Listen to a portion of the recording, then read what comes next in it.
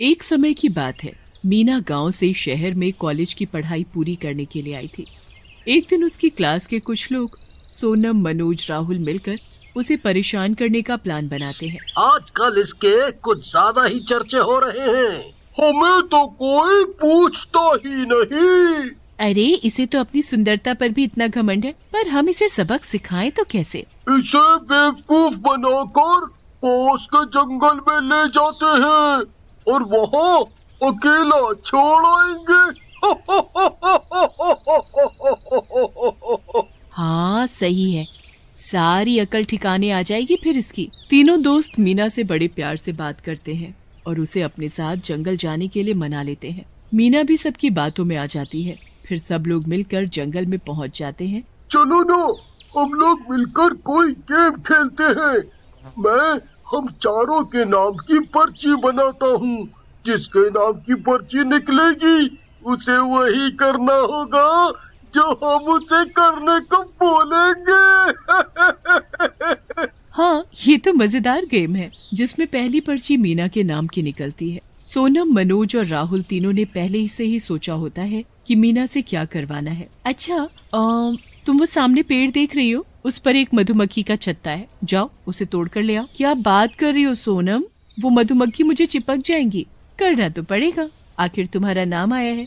मीना एक डंडी उठाती है और बिना सोचे समझे पेड़ पर चढ़ जाती है। उसके बाद वो डंडी से मधुमक्खी के छत्ते को तोड़ने की कोशिश करने लगती है। डंडी लगते ही मधुमक्खियाँ छत्ते से निकलकर मीना के ऊपर चढ़ जाती हैं। बचाओ, कोई मुझे बचाओ। तीनों दोस्त मिलकर मीना पर हंसने लगते हैं और उसका मजाक उड़ाने लगते हैं। मजा आ रहा है इसको ऐसे देखकर। ये गेम तो मजेदार हो गया। हाँ, ये ज्यादा सुंदर बनने की कोशिश करती थी। अब आएगा मजा। हजारों मधुमक्खियाँ मीना के शरीर पर चिपक जाती हैं और उसे बुरी तरह काटने लगती हैं। बहुत देर तक वो मधुमक्खियाँ ऐसे ही चिपकी रहती हैं, जिसे देख तीनों दोस्त वहाँ से भाग जाते हैं। तुम सब कहाँ जा रहे हो? मुझे बचाओ। कोई मीना की बात नहीं सुनता और उसको ऐसी हालत में अकेला छोड़कर भाग जाते हैं। मीना को मधुमक्खियाँ काटती रहती हैं। मीना अपने आप को उन मधुमक्खियों से न बचा पाती है और न संभाल पाती है, जिसकी वजह से वो नीचे गिर जाती है। मीना के सिर पर चोट लगने से वो बेहोश हो जाती है। मधुमक्खियाँ उसको फिर भी नहीं छोड़ती। वो मीना का पूरा शरीर और चेहरा बुरी तरह खा जाती हैं, जिससे मीना की मौत हो जाती है। मरने के बाद मीना एक मधुमक्खी में बदल जाती है। मीना अपने आप को सामने मरा पड़ा देखकर चिल्लाने लगती है, मैं मर नहीं सकती, नहीं मर सकती मैं। मेरा परिवार, मेरे मम्मी पापा, मेरा सब कुछ खत्म हो गया। नहीं नहीं, मैं किसी को नहीं छोड़ूंगी, किसी को भी नहीं छोड़ूंगी। मैं सबको मार डालूंगी, सबको। भूतिया मधुमक्खी उस दिन के बाद से राहुल, मोहन और सोनम से बदला लेने के लिए चल पड़ती है। बहुत देर हवा में यहाँ से वहाँ उड़ने के बाद उस भूतिया मधुमक्खी को सोनम दिखाई देती है। सोनम बाजार में खड़ी किसी से फोन पर बातें कर रही होती है। मिल गई, आखिरकार मिल गई मुझे। तुझे कब से ढूंढ रही थी मैं सोनम। अब देख मैं तेरे साथ क्या क्या करती हूँ। भूतिया मधुमक्खी अपने आप को जादू से बहुत छोटा कर लेती है ताकि उसे कोई देख ना पाए, और फिर उड़कर वो सोनम के पास पहुंच जाती है। उसके बाद वो सोनम के कान के पास आकर उसे जोर से डंक मारती है और वो अपना कान पकड़कर जोर जोर से चिल्लाने लगती है, आ आ आ मेरा कान, और मेरा फोन। सोनम की आवाज सुनकर सब उसके पास आ जाते हैं। क्या हुआ बेटी, तुम ठीक तो हो ना? नहीं आंटी, मेरे कान पर अभी कोई चीज बड़ी तेज चुभी है, बहुत दर्द हो रहा है और मेरा फोन भी टूट गया। औरत उसका कान देखती है तो वहाँ किसी के काटने का निशान होता है। बेटी, लगता है तुम्हारे कान पर किसी कीड़े ने काटा है। देखने में तो ऐसा ही लग रहा है जैसे कोई मधुमक्खी काट गई हो। तुम जल्दी घर जाकर इस पर कोई दवा लगा लो वरना सूज जाएगा। जी आंटी। उसके बाद सोनम अपने घर चली जाती है। सोनम के कान पर बहुत तेज दर्द हो रहा होता है। दवाई लगाने के बाद भी उसे कोई आराम नहीं पड़ता और उसका दर्द बढ़ता ही जा रहा होता है। उसके बाद भूतिया मधुमक्खी फिर से यहाँ वहाँ घूमने लगती है और उसे राहुल दिखाई देता है। राहुल कॉलेज जाने के लिए अपनी बाइक स्टार्ट कर रहा होता है। मिल गया मुझे मेरा दूसरा शिकार, देख अब मैं तेरे साथ क्या करती हूँ। राहुल अपनी बाइक स्टार्ट करके निकल पड़ता है और भूतिया मधुमक्खी उसका पीछा करने लगती है। राहुल कुछ ही देर में हाईवे पर पहुँच जाता है। तभी भूतिया मधुमक्खी अपना आकार छोटा करके राहुल के पास पहुंच जाती है। पहले तो वो उसका ध्यान बटाने की कोशिश करती है और फिर सीधा उसके हाथ पर बैठकर अपना डंक अंदर घुसा देती है। ये क्या है? मधुमक्खी के काटते ही राहुल का हाथ हैंडल से छूट जाता है।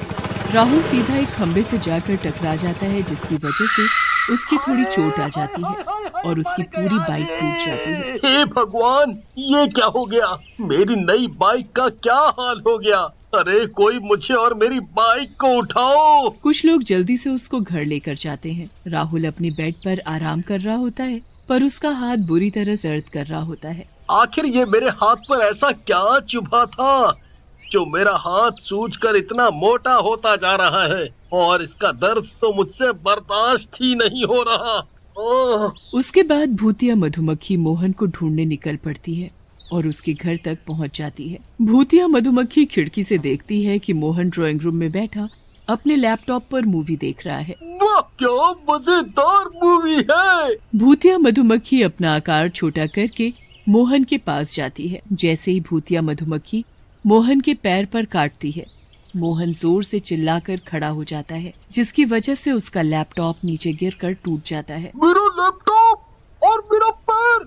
ओह, ये क्या काट गया मेरे पैर पर? मोहन चिल्लाता हुआ किचन में जाता है और पैर में बर्फ लगाता है, पर उसका पैर ठीक होने की जगह और सूज जाता है और उसमें भयंकर दर्द भी होने लगता है। मर गया रे!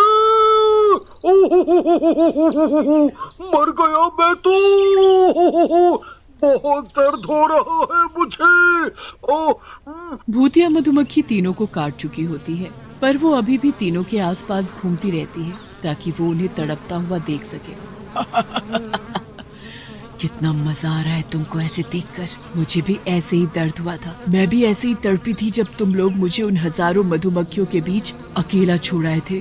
अब तुम सब ऐसे ही मरोगे जैसे मैं मरी थी, दर्द से तड़प तड़प कर। अगले दिन सोनम, मोहन और राहुल की हालत और बुरी हो जाती है और उनके शरीर में दर्द इतना बढ़ चुका होता है कि वो अपनी जगह से हिल भी नहीं पा रहे होते। जैसे तैसे करके सोनम मोहन को फोन करके अपनी हालत के बारे में बताती है, तो उसे पता चलता है कि मोहन का भी वही हाल है। फिर वो राहुल को कॉन्फ्रेंस पर लेते हैं तो पता चलता है कि राहुल का भी वही हाल है। तुम्हें कैसे पता कि मधुमक्खी ने ही काटा है? अरे क्योंकि जब मुझे काटा था तो एक आंटी ने मुझे बताया कि वो एक मधुमक्खी के काटने का निशान है। मुझे कुछ ठीक नहीं लग रहा दोस्तों। कुछ महीनों पहले मीना को भी मधुमक्खियों ने काटा, जिसकी वजह से उसके मरने की खबर आई थी। हमारी बेवकूफी की वजह से वो मर गई। अब ऐसा तो नहीं कि मरने के बाद हम तीनों से अपनी मौत का बदला ले रही हो? ये क्या बोल रहे हो तुम? नहीं राहुल, मोहन सही बोल रहा है, वरना ये इतना बड़ा इत्तेफाक नहीं हो सकता। पर अगर ये सच है तो अब हम क्या करें? हमें वापस उसी जगह जाना होगा, तभी कुछ पता चलेगा। तीनों दोस्त इतनी बुरी हालत में भी उसी जंगल में वापस उसी जगह जाते हैं जहाँ मीना की मौत हुई थी। मीना! मीना! क्या तुम यही हो? हमारी ऐसी हालत क्या तुमने की है? अगर सच है तो सामने आओ। भूतिया मधुमक्खी तीनों दोस्तों के सामने आकर खड़ी हो जाती है। भूतिया मधुमक्खी? भूतिया मधुमक्खी नहीं, मीना हूँ मैं, मीना। और हाँ, मैंने की है तुम्हारी यह हालत। अब देखो तुम्हारे साथ आगे क्या क्या होता है। ये दर्द हर दिन बढ़ता जाएगा और तुम्हारा शरीर हर दिन बिगड़ता जाएगा और फिर तुम सब मर जाओगे, बिल्कुल वैसे जैसे मैं मरी थी। हमें माफ कर दो मीना, हमें मत मारो। हम बस तुमको परेशान करना चाहते थे। हमारा इरादा तुम्हें मारने का नहीं था। तुम्हारे मरने का हमें भी बहुत दुख हुआ था। चुप रहो समझी, अब तुम्हें मरना ही पड़ेगा। तुम्हें कोई नहीं बचा सकता। हमने एक सबक सिखाने के चक्कर में बेचारी मीना के साथ बहुत बुरा किया।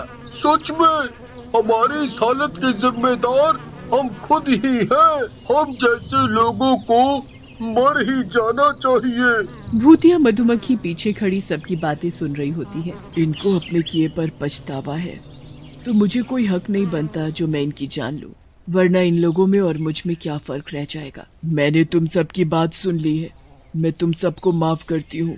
अब तुम उस जंगल में वापस जाओ और उसी पेड़ पर जो मधुमक्खी का छत्ता है उसका शहद लाकर उसे अपने शरीर पर लगा लो तो तुम सब ठीक हो जाओगे। ऐसा कहकर वो गायब हो जाती है।